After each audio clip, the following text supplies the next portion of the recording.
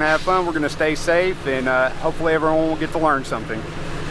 We're doing a controlled burn today with a donated house to help teach younger firefighters new techniques on fire extinguishment, help some of our more veteran firefighters maintain their skills, and all in all, learn the safety and the tricks of the trade. It's going to be a hot day, so safety of everybody, of course, is one thing we're worried about right now. Heat index is supposed to be over 100 before we get done. Plan to learn a whole lot today.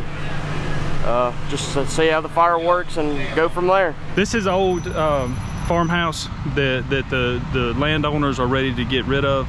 It's in good structural condition for live fire training, which we do quite a bit here for the college, is live fire training, so it gives opportunity for local volunteers to get some real life experience.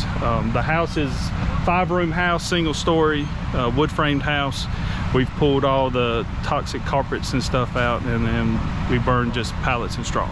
And just go in, put it out, and light another fire, go in and put it out till we either run out of people or run out of house. Safety is always number one, and it is built into this program. The live fire program, the instructors, we spend probably 40 hours prior to the burn getting all the safety, asbestos testing, all the internal hazards of the house removed, and so that nobody gets hurt, that it's a good training experience for everyone. We'll have a rapid intervention crew outside in case something happens. Though all the instructors will be inside and outside when we're burning, so we have several set of eyes on while we're doing this. Surry County EMS does rehab and quality monitoring on all our firefighters. We do an initial set of vitals, which includes blood pressure, pulse, temperature, and then after each burn, each firefighter gets checked out again, and then before everyone's able to leave, they get checked out again to make sure that the health and safety of our firefighters is being checked on.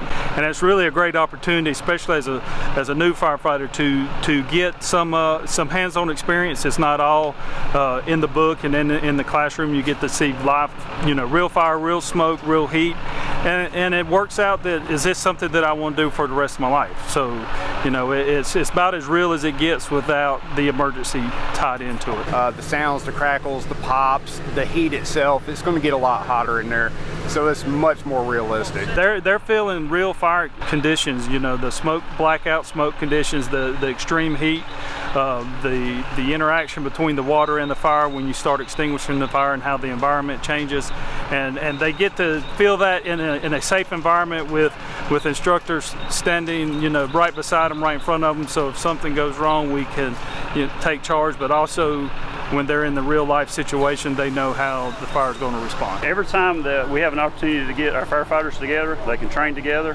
Whenever there's an actual call, an actual incident, and they get together on the scene, that is how they're going to perform, because they pick up the skills from here, they learn the skills in their classes, and then it just makes them a better firefighter. They have 4 different crews that will go in and take turns rotating out, practicing attacking different fire scenarios.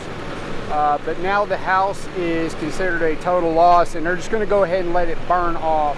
Everybody's safe, everybody's going to get to go home to their families. This is going to be some of the best quality training that a lot of these members are going to get for a very, very long time, because we don't often come across structures that are acquired for live burn training. This is a very rare and unique opportunity. Unfortunately, a lot of times when we're faced with these scenarios, it's the real deal, and somebody's home is actually on fire. And this will give everyone a much better perspective as to what to expect when they arrive on scene. Probably less than 10 minutes before we see a total collapse of the structure. The lesson for the community is to practice fire prevention. Maintain working smoke detectors in the home, have an exit plan, keep combustible loading to a minimum in your home, because we don't want this training, we don't want to use this training. We don't want to come to your house on your worst day, so just to maintain good fire prevention in the home.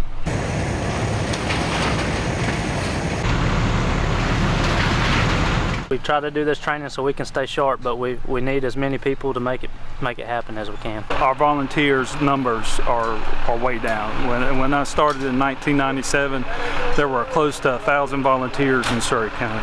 We're down to roughly 300 volunteers now. And we do a program with the high schools and the college called CCP, where a junior in high school, if he's 16 years old, can come to the college and take the certification classes he needs so that by the time he turns 18, he can become a fully certified firefighter in the state of North Carolina. Several of our students who have come through the program actually have taken jobs with fire departments in Surry County.